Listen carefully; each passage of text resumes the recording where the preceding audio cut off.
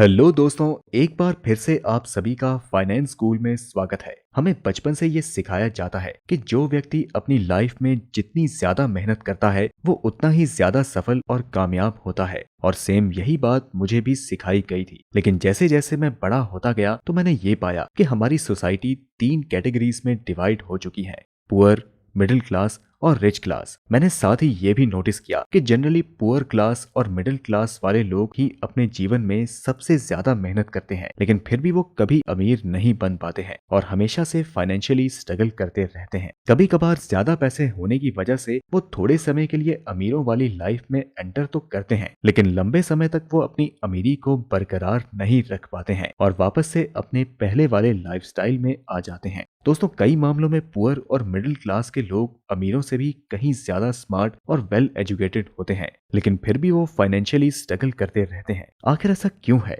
ऐसा इसलिए है क्योंकि पुअर और मिडिल क्लास के लोग एक चीज में अमीरों से हमेशा पीछे रहते हैं और वो है फाइनेंशियल एजुकेशन। पैसे के मामलों में रिच लोग पुअर और मिडिल क्लास वाले लोगों से ज्यादा स्मार्ट होते हैं, इसलिए वे लंबे समय तक अपनी अमीरी को बरकरार रख पाते हैं। इसका सबसे बेहतरीन उदाहरण है कि ज्यादातर पुअर और मिडिल क्लास के लोग ही लॉटरी जैसी चीज खेलते हैं और इतिहास गवाह है कि 70% लॉटरी विनर्स एक ही बार में बहुत सारा पैसा आने की वजह से अमीरों वाली लाइफस्टाइल तो पा लेते हैं, लेकिन अगले 10 साल के अंदर ही उनके सारे जीते हुए पैसे खत्म हो जाते हैं और वो वापस से अपनी पहले वाली स्थिति में आ जाते हैं, जिसका सीधा सा कारण है फाइनेंशियल इलिटरेसी। तो दोस्तों, अगर आपको अपनी लाइफ में फाइनेंशियली सक्सेसफुल बनना है, अमीर बनना है, तो आपको खुद को फाइनेंशियली एजुकेट करना ही पड़ेगा, जिसकी शुरुआत आप रिच डैड पुअर डैड किताब के साथ शुरू कर सकते हो। पर्सनल फाइनेंस के फील्ड में ये number 1 international best selling book है और इस बुक के ऑथर हैं रॉबर्ट कियोसाकी,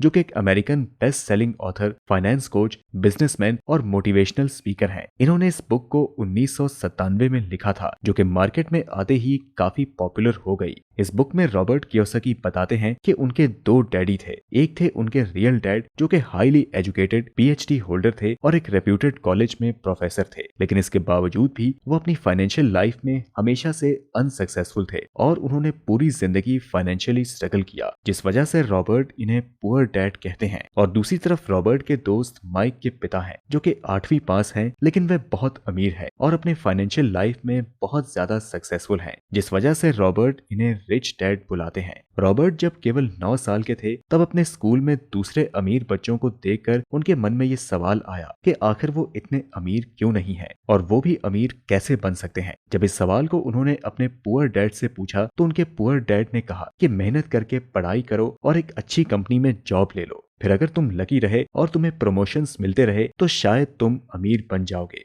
इसके अलावा उनके पुअर डैड ने कहा कि हमें एक्सपेंसिव चीजें खरीदने के बारे में नहीं सोचना चाहिए क्योंकि वो हम अफोर्ड नहीं कर सकते हैं। रॉबर्ट के पुअर डैड इनकम ड्रिवन थे, यानी कि वो अपने फाइनेंशियल स्टेटस को अपने इनकम से मेजर करते थे, न कि नेटवर्थ से। अब ये सब सुनने के बाद रॉबर्ट माइक के पिता के पास गए, जिन्हें वे अपना रिच डैड कहते थे, और बस 9 साल की उम्र से ही अमीर बनने के लिए उनके फाइनेंशियल एजुकेशन की शिक्षा शुरू हो जाती है, जो कि उनकी उम्र के 39 साल तक जारी रहती है। रिच डैड से सीखे हुए सारे लेसन्स का जिक्र रॉबर्ट कियोसाकी अपनी book rich dad poor dad में करते हैं, जिसे अगर कोई भी व्यक्ति समझ लेता है तो वो भी अमीर बन सकता है। और इस वजह से आज इस वीडियो में मैं इस बुक के 4 इंपॉर्टेंट लेसन्स आपके साथ शेयर करूंगा, जो कि आपको भी जल्द ही अपनी लाइफ में अमीर बनने में बहुत हेल्प करेगी। तो आइए शुरू करते हैं।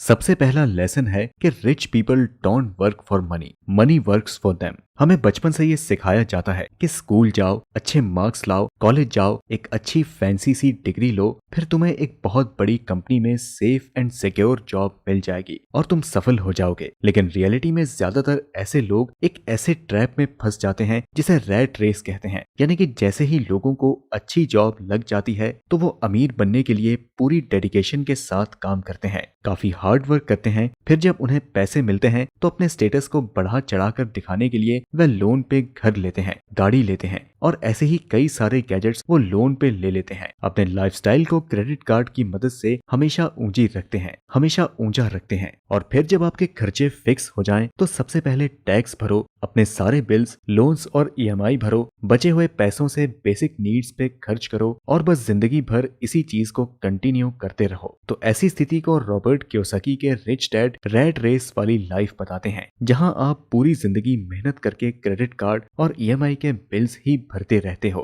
और पैसा कोई और कमाता है। सबसे पहले आप टैक्स देते हो तो पैसा सरकार कमाती है, आपका एम्प्लॉयर आपसे ज्यादा पैसे कमाता है, क्रेडिट कार्ड के बिल्स के कारण बैंक पैसे कमाती है और आप जिंदगी भर जॉब करते करते इसी रैट ट्रैप में फंस कर रह जाते हैं। लेकिन अब सवाल ये है कि लोग रैट रेस में कैसे फंस जाते हैं। तो इसका कारण है डर, लालच और डर। सबसे पहले हमें डराया जाता है कि अगर तुम अच्छे से पढ़ाई नहीं करोगे, अच्छे मार्क्स नहीं लाओगे तो तुम्हें अच्छी, सेफ और सिक्योर जॉब नहीं मिलेगी, फिर तुम्हारे पास और कोई ऑप्शन नहीं बचेगा और तुम फेल हो जाओगे। और फिर जब हम मेहनत करके किसी जॉब को हासिल करते हैं, हमें सैलरी मिल जाती है तो हमारे अंदर ग्रीड आने लगती है कि अपने स्टेटस को ऊंचा दिखाने के लिए बड़ा सा घर लेना है, गाड़ी लेनी है, एक्सपेंसिव इलेक्ट्रॉनिक गैजेट्स लेने हैं, पैसे कम पड़े तो लोन पे ले लिए जाएंगे, लेकिन लेना तो है ही। और जब हमारे अंदर चीजों को खरीदने का लालच पैदा हो जाता है तो साथ ही फिर से एक फियर का जन्म होता है। अगर काम नहीं किया तो पैसे कहां से आएंगे, बिल्स कैसे भरे जाएंगे, लोन्स कैसे पे होंगे, चीजों को कैसे खरीदेंगे। और बस इसी चक्कर में हम पूरी जिंदगी ऐसे ही रैट रेस में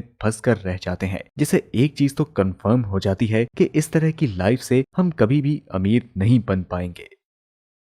क्योंकि अमीर बनने के लिए हमें इस रैट रेस वाली लाइफ से छुटकारा पाना होगा, इससे बाहर निकलना होगा। और ऐसा तभी पॉसिबल है जब आपका पैसा आपके लिए काम करे और आपके सोते हुए भी आपको पैसा बनाकर देते रहे। जैसे कि मान ले कि आप एक ऐसे बिजनेस के मालिक हो जहां आप एक ऐसे सिस्टम को ओन करते हो कि आपको खुद एक्टिव रूप से काम नहीं करना पड़ता है, फिर भी आपके जेब में पैसे आते रहते हैं। जैसे कि आपने शुरुआत में पैसे लगाकर एक रेस्टोरेंट खोला है, इसलिए अब आप एक रेस्टोरेंट के मालिक हो और आपने एक अच्छे मैनेजर को अपॉइंट किया हुआ है जो पूरे रेस्टोरेंट के सिस्टम को अच्छे से मैनेज करता है, जिस वजह से सब लोग सही से काम करते हैं, अच्छा प्रॉफिट जनरेट होता है और आपको बैठे बैठे ही पैसा मिलता है। दूसरा एग्जाम्पल है किसी रियल एस्टेट प्रॉपर्टी से रेंटल इनकम कमाना। तीसरा एग्जाम्पल है अपने पैसों को स्मार्टली कहीं ऐसी जगह पर इन्वेस्ट कर देना जहां आपको इन्फ्लेशन की रेट से ज्यादा का रिटर्न्स मिले। ओवरऑल अगर आपको रैट रेस वाली लाइफ से बाहर निकलकर जल्दी अमीर बनना है तो पैसों को काम पे लगाओ, multiple and passive source of income generate करो।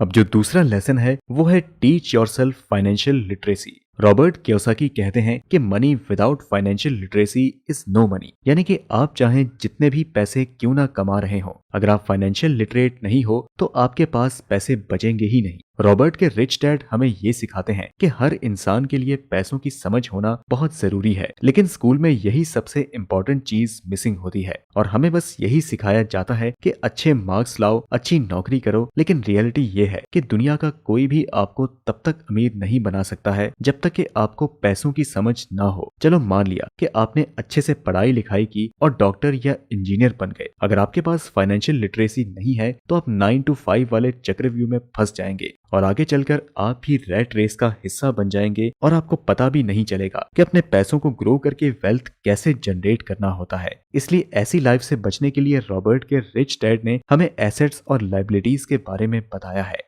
एसेट्स का मतलब है कि कोई भी ऐसी चीज जो आपकी जेब में बिना आपके एक्टिवली काम किए पैसे डालती है। एग्जाम्पल के लिए आपने घर खरीदा है और उसे रेंट पे दे दिया, जिससे कि आपको यहाँ से हर महीने रेंटल इनकम आ रही है, तो ये घर आपके लिए एसेट है। एसेट्स के कुछ और भी एग्जाम्पल्स हैं जैसे कि स्टॉक्स, बॉन्ड्स, आपका माइंड और बिजनेस। वहीं लायबिलिटीज का मतलब कोई भी ऐसी चीज जो आपके खर्चे को बढ़ाती है और आपकी जेब से पैसे को बाहर निकालती है। एग्जाम्पल के लिए आपने घर लोन पे लिया और आप उसी घर पे खुद रह रहे हो, तो ये घर आपके लिए लायबिलिटी हुआ क्योंकि ये आपकी जेब से पैसा निकाल रहा है। तो रैट रेस से बाहर निकलने के लिए और अमीर बनने के लिए आपको ज्यादा से ज्यादा एसेट्स बनाने होंगे और लायबिलिटीज को जितना हो सके उतना कम करना होगा। एक बार मैकडॉनल्ड्स के फाउंडर रिक रॉक एमबीए की क्लास में स्पीच दे रहे थे। तभी वो वहां के स्टूडेंट से पूछते हैं कि मैं किस बिजनेस में हूँ। तो उन्हें जवाब मिला कि आप फास्ट फूड के बिजनेस में हैं। तो इस बात पर रिक रॉक को हंसी आ गई और उन्होंने कहा कि असलियत में मैं रियल एस्टेट के बिजनेस में हूँ।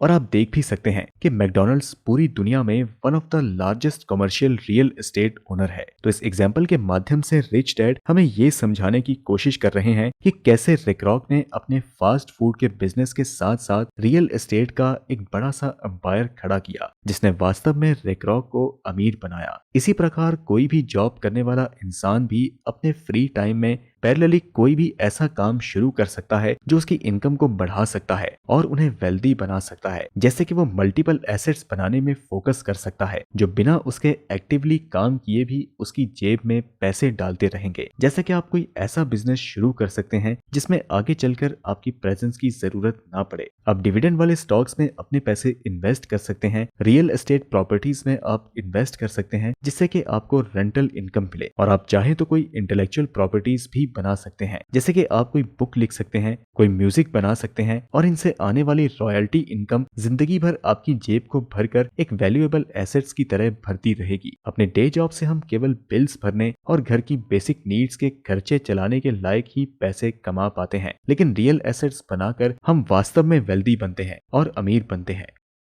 लेसन 4। अब चौथा इंपॉर्टेंट लेसन जो हमें इस बुक से सीखने को मिलता है वो है work to learn not to earn, यानी कि आप सीखने के लिए काम करें, पैसों के लिए नहीं। एक बार सिंगापुर में एक फीमेल जर्नलिस्ट रॉबर्ट कियोसाकी के इंटरव्यू ले रही थी, जिसमें वो कियोसाकी से बोलती हैं कि उसका सपना एक बेस्ट सेलिंग राइटर बनने का है, पर वो बन नहीं पा रही है। उसके पास लिटरेचर में मास्टर्स की डिग्री है और उसके लिखने का तरीका भी काफी अट्रैक्टिव है और रॉबर्ट ने भी उसके कई सारे लेख को पढ़ा हुआ था। तो उस महिला के ऐसा कहने पर रॉबर्ट कियोसाकी उन्हें सेल्स ट्रेडिंग ज्वाइन करने को कहते हैं, जिस पर वो महिला नाराज हो जाती है। और क्योंकि वो काफी पढ़ी लिखी है और सेल्स ट्रेनिंग लेना उसके लिए बहुत ही छोटा काम है जिसे वो अपना इंसल्ट समझ रही है, तो इस बात पर रॉबर्ट कियोसाकी कहते हैं कि अगर आप उनकी बुक की कवर को देखोगे तो आपको बेस्ट सेलिंग ऑथर देखने को मिलेगा, ना कि बेस्ट सेलिंग राइटर, क्योंकि वो खुद ही एक खराब राइटर है। पॉइंट ये है कि दुनिया स्मार्ट और टैलेंटेड लोगों से भरी पड़ी है, लेकिन इस टैलेंट का कोई भी फायदा नहीं जब तक कि आपको ये नहीं पता कि आप अपने टैलेंट का यूज करके कैसे पैसे कमा सकते हो, आप सीखने के लिए कैसे काम कर सकते हो। अगर वो महिला रॉबर्ट की बात सुनकर सेल्स की ट्रेनिंग लेकर सीखने पे काम करती तो हो सकता था कि वो एक बेस्ट सेलिंग ऑथर बन जाती, लेकिन उसे ये काम छोटा लगा क्योंकि वो पैसों के लिए काम करती थी। इसी तरह ज्यादातर लोग पैसे के लिए काम करते हैं, वो सीखने के लिए काम नहीं करते और ना ही सीखने पे उतना फोकस करते हैं, इसलिए वे अपनी जिंदगी में कभी भी अमीर नहीं बन पाते हैं।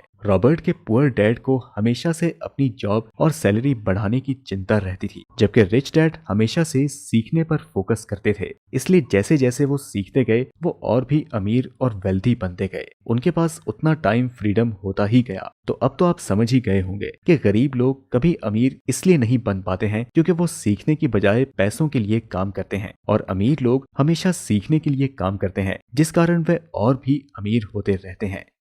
तो ये थे रिच डैड के 4 सबसे इंपॉर्टेंट लेसन्स जिसे अच्छे से समझने के बाद कोई अनपढ़ इंसान भी अमीर बन सकता है। उम्मीद है कि आपको इस वीडियो से वैल्यू मिली होगी। अगर आपको अभी भी कुछ डाउट है तो आप कमेंट में पूछ सकते हैं। वीडियो पसंद आई तो इसे लाइक करें और अपने फ्रेंड्स और रिलेटिव्स के साथ भी शेयर करें, और हमें अपना सपोर्ट दिखाने के लिए फाइनेंशियल स्कूल को सब्सक्राइब करके बेल आइकन को जरूर प्रेस कर दें। हम फिर आपसे मिलते हैं अगली वीडियो में, और यहाँ तक रुकने के लिए आपका सच्चे मन से बहुत बहुत धन्यवाद।